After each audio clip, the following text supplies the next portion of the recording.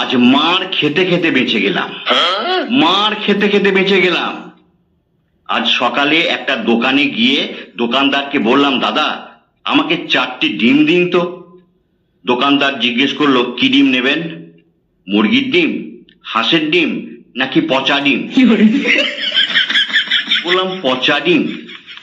আপনি পচা ডিমও রাখেন নাকি? উনি বললেন, হ্যাঁ রাখতে হচ্ছে, দারুণ ডিমান্ড।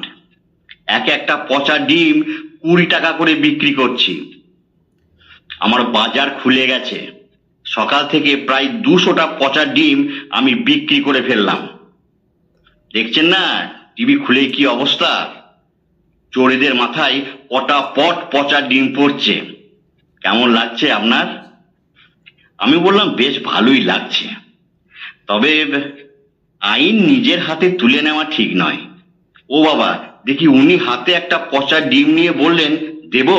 হ্যাঁ, আমার ব্যবসা চৌপাট করার ধান্দা, দেব আপনার মাথায় একটা ফাটিয়ে?